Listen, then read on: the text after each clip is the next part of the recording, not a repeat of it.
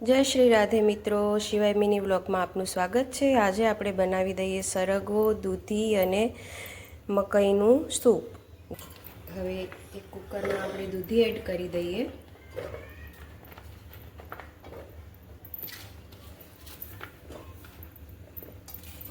સાથે સરગવો એડ કરી દઈએ, સાથે મકાઈ એડ કરી દઈએ।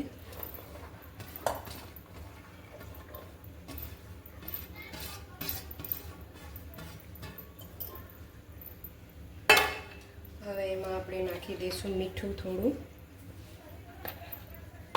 અને 1 ગ્લાસ જેટલું પાણી એડ કરી દઈએ। હવે એને ઢાંકણથી બંધ કરી દઈએ। કુકરને આપણે ગેસ ઉપર ચડાવી દઈએ, તેને ફૂલ કરી દઈએ। સરગવો શરીર માટે બહુ જ સારો છે। સરગવાનું સૂપ આપણે રોજ પીવાથી આપણને હાડકામાં ક્યારેય દુખાવો થતો નથી, એનાથી આપણને શરીરમાં ક્યારેય પેઇન આવતો નથી। હવે આપણે આની 4 સીટી લઈ લઈએ।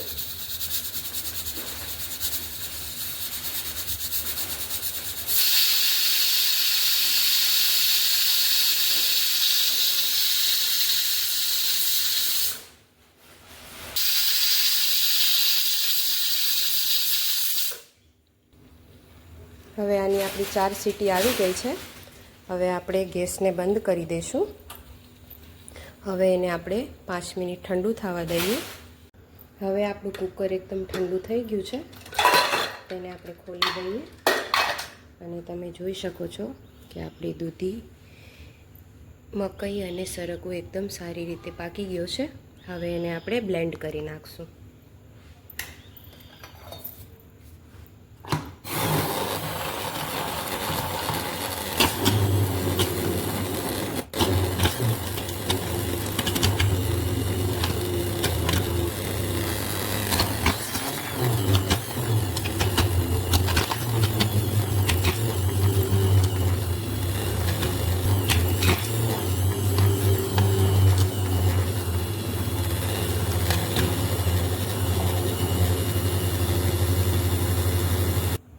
હવે આપણે એમાં 1 ગ્લાસ પાણી એડ કરીશું।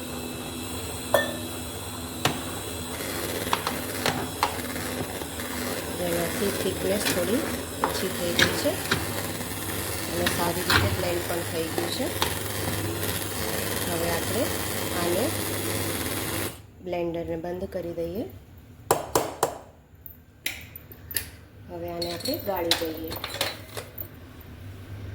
આપણે આને ગાળી દઈએ।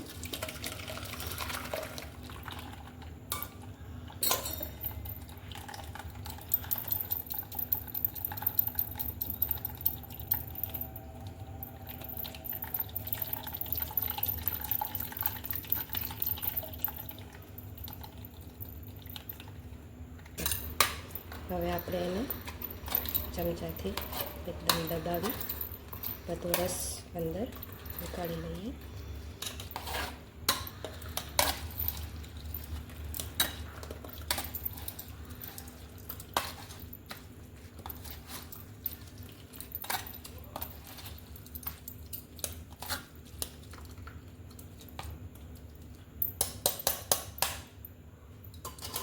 હવે આમાં આપણે આપી દઈશું ઘીનો વઘાર। હવે ગેસ ચાલુ કરી દઈએ, માથે મૂકી દઈએ। દેશી ગાયનું ઘી છે આ, તેને આપણે ગરમ થવા દઈએ।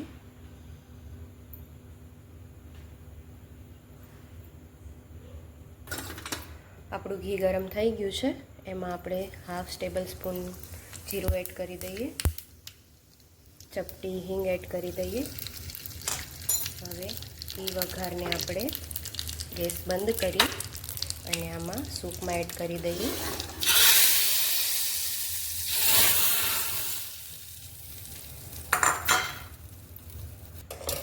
હવે એને આપણે ગેસ ઉપર રાખી દઈએ અને એને ગરમ કરી દઈએ।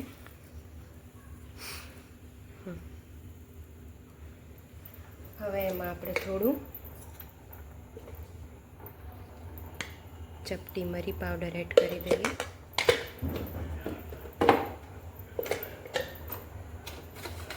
ચપટી સંચળ પાવડર એડ કરી દઈએ,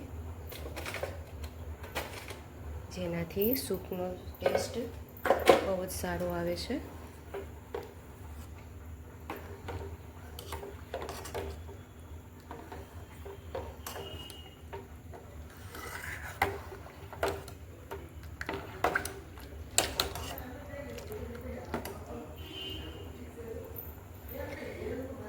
તમે જોઈ શકો છો આપણો સૂપ એકદમ મસ્ત રેડી થઈ ગયો છે.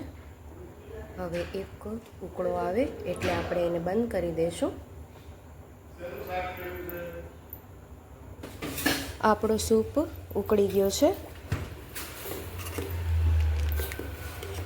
ઉકળો આવી ગયો છે. હવે એને આપણે બંધ કરી દઈએ અને હવે તમે ગરમ ગરમ સૂપ પી શકો છો. આપણો સૂપ છે રેડી. મળીએ આપણે કાલના બ્લોગમાં. Bye bye.